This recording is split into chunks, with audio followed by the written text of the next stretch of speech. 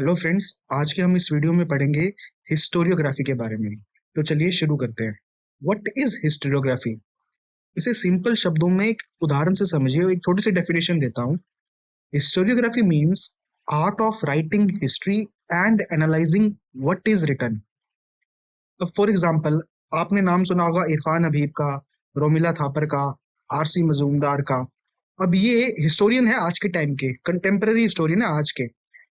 जब ये आपको कोई इवेंट से रिलेटेड, पर्टिकुलर इवेंट से रिलेटेड इंटरप्रिटेशन देते हैं, वो किस बेसिस पे देते हैं?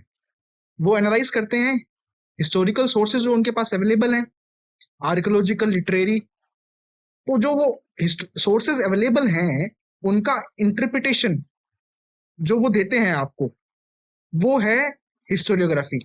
कि एनालाइज करना उन सोर्सेज को और आपके सामने प्रेजेंट करना। Art of writing and analysing what is being written in history, वो होता है historiography. For example, 18th century को कुछ हिस्टोरियंस कहते हैं कि ये डार्क एज थी, इकोनॉमिक टर्म्स में, सोसाइटी के टर्म्स में, क्योंकि मुगल डिक्लाइन हो रहा था जगह जगह और कॉलोनियल एम्पायर एक्सपेंड हो रहा था। और वहीं पे एक स्कूल ऑफ थॉट हिस्टोरियंस का ये है जो वो कहता है कि ये डार्क एज नहीं था, यहाँ पे रीजनल जो किंगडम्स हैं वो डेवलप हो रहे थे। आप हैदराबाद का देखते हैं, बंगाल का देखते हैं। तो क्या हुआ, इवेंट वही है, बट उसको देखने का, एनालाइज करने का इवेंट जो हुआ है वो अलग है, इंटरप्रिटेशन अलग है, पर्सपेक्टिव अलग है। तो वो करती है हिस्टोरियोग्राफी। 4 मेन स्कूल जो हमें इंडियन पॉइंट ऑफ व्यू से समझने हैं हिस्टोरियोग्राफी के अंदर, वो है कैम्ब्रिज, नेशनलिस्ट, मार्क्सिस्ट और सबाल्टर्न। तो सबसे पहले हम देखते हैं ओरिएंटलिस्ट स्कूल के बारे में। Orient word Latin root word से बना है जिसका मतलब है east. So in simple terms, orientalist means a scholar who is interested in the study of language, literature and culture of the East. यह फर्स्ट स्कूल ऑफ थॉट है जिसने modern times में इंडियन हिस्ट्री को deconstruct करना start किया।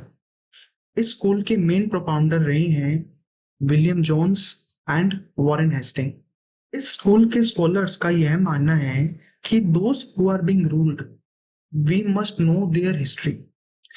इस objective को fulfil करने के लिए इन्होंने कई स्टेप्स भी लिए, जैसे कि let's say for example, Warren Hasting ने कलकत्ता मदरसा की स्थापना की, जहां पे दोनों ही इस्लामिक मौलवीज और हिंदू पंडित्स वहां पे आते थे और ऑफिशियल्स को, ब्रिटिश ऑफिशियल्स को हेल्प करते थे संस्कृत जो टेक्स्ट है, एंशियंट टेक्स्ट है, पर्शियन टेक्स्ट है, अरेबिक टेक्स्ट है, उसको इंग्लिश के अंदर ट्रांसलेट करने में। सिमिलरली विलियम जोन्स ने स्थापना की एशियाटिक सोसाइटी ऑफ बंगाल के अराउंड 1776 में, और बहुत से जो टेक्स्ट हैं उनको ट्रांसलेट किया। Let's say for example, Charles Wilkins ने भगवत गीता को ट्रांसलेट किया इंग्लिश में। कालिदास के जितने वर्क्स हैं, अभिजानम, शकुंतलम, कुमार संभव, ऐसे बहुत से एडिशन टेक्स्ट जो हैं, मैं तो आपको एग्जांपल दे रहा हूँ सिर्फ, वो ट्रांसलेट हुए इंग्लिश के अंदर, जिससे जो अंडरस्टैंडिंग है, जो रिकंस्ट्रक्शन है, जो एंशियंट हिस्ट्री जो इंडियन की, उसका मेन काम हो पाया। परंतु इस स्कूल का एक मेजर ड्रॉबैक रहा था, वो यह था कि इन स्कॉलर्स ने हमेशा इंडियन सोसाइटी को, इंडियन एंशियंट जो सोसाइटी है उसको स्टेगनेंट शो किया।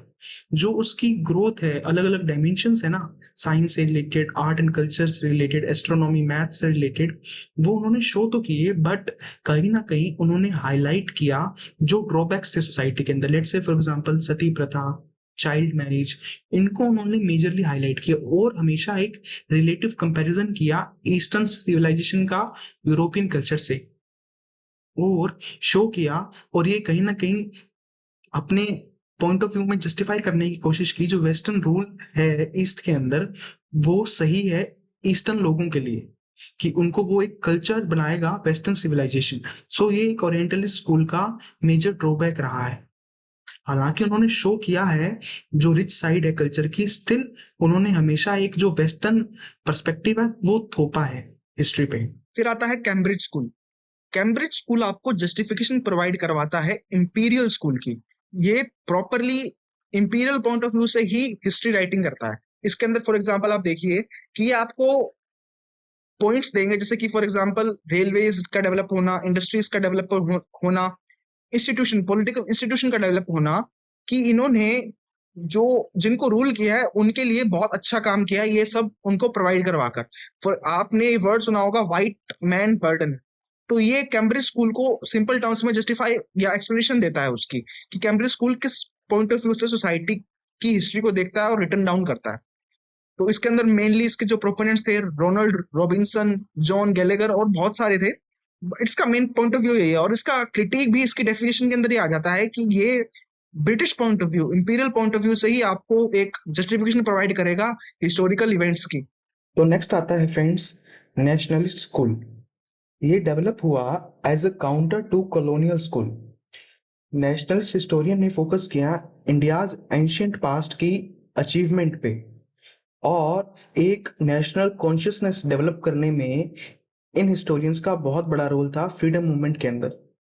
इन्होंने शो किया कि इंडिया एक मॉडर्न कंसेप्ट नहीं है एज अ नेशन, ये एंशियंट टाइम्स से एक कॉन्टिन्यूअस एंटिटी है। इसके मेन प्रोमोटर्स रहे हैं K A Nilakanta Sastri, R G Bhandarkar, R C Majumdar इस नेशनल स्कूल के। इसका मेन क्रिटिक आप देखोगे ना इस स्कूल का, तो वो ये है कि इन हिस्टोरियंस ने कहीं ना कहीं रोमांटिसाइज करना चाहा है इंडिया के पास्ट को। उसके कारण क्या हुआ है कि हम एक ऑब्जेक्टिव हिस्ट्री, मतलब क्या होता है जब हिस्टोरियन का एक बायस आ जाता है ना, तो सब्जेक्टिव हिस्ट्री मिलती है, वो अपना एक पर्सनल बायस उसके अंदर आ जाता है, ऑब्जेक्टिव हिस्ट्री आपको नहीं मिलती। तो वही एक क्रिटिक है इस स्कूल का मेन। फिर आता है Marxist school. Marxist school somehow बहुत इंपॉर्टेंट हो जाता है आज के टाइम में हमें समझना, क्योंकि आप अपने आसपास के पॉलिटिकल परिवेश में मार्क्स का नाम बहुत सुनते हैं। वामपंथी, कम्युनिज्म, ये सब बहुत सुनते हैं आप। तो मार्क्सिस्ट हिस्टोरियोग्राफी है ना, वो इन्फ्लुएंस्ड है कार्ल मार्क्स के हिस्टोरिकल लेंस से, मतलब इन द सेंस कि कार्ल मार्क्स कैसे हिस्ट्री को देखता है।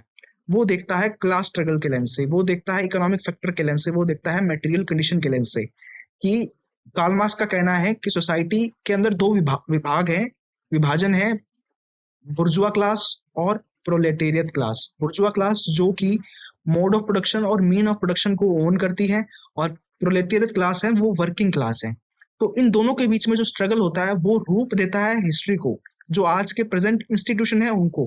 फॉर एग्जाम्पल आप वर्ना सिस्टम देखते हो सोसाइटी के अंदर, रिलीजियस इंस्टीट्यूशंस देखते हो जैसे कि बुद्धिज्म, जैनिज्म, मैरिज का इंस्टीट्यूशन देखते हो, तो इन सब के अंदर जो ये डेवलप हुए हैं, तो कार्ल मार्क्स का कहना है कि जो इकोनॉमिक स्ट्रगल है, मटेरियल कंडीशंस है, उनका बहुत रोल होता है इनको शेप करने में।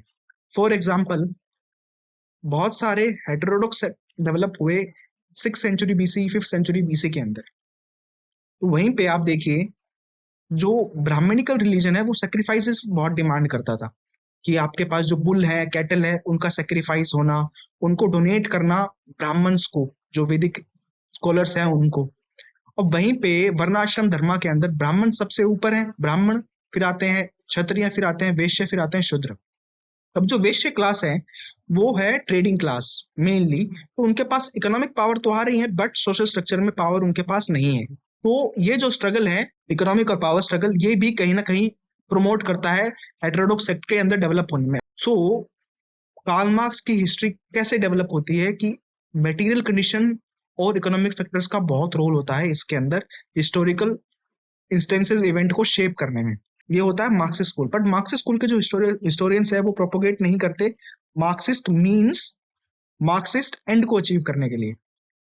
कार्ल मार्क्स एक यूटोपियन सोसाइटी को प्रमोट करते हैं, उसकी कल्पना के अंदर कम्युनिज्म को प्रेजेंट करते हैं कि कम्युनिज्म जब होगा तब जितने भी रिसोर्सेज हैं सोसाइटी के वो स्टेट ओन्ड होंगे और रिसोर्सेज का प्रॉपर डिवीजन होगा, और उसको अचीव करने के लिए प्रोलेटेरियट क्लास को वायलेंट रेवोल्यूशन लाना होगा जब वो बुर्जुआ क्लास से सभी रिसोर्सेज कैप्चर कर लेगी।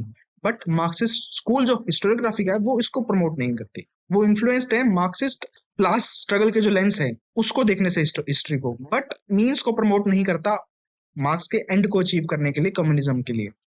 बी एन दाता, डी डी कोसाम्बी, इस आर एस शर्मा इरफान में भी स्कूल के मेनली हिस्टोरियंस माने जाते हैं। अब आप देखिए सबाल्टर्न स्कूल के बारे में, जो अभी रिसेंटली डेवलप हुआ है 1980s के अंदर बाय रंजीत गुहा एंड ज्ञान प्रकाश।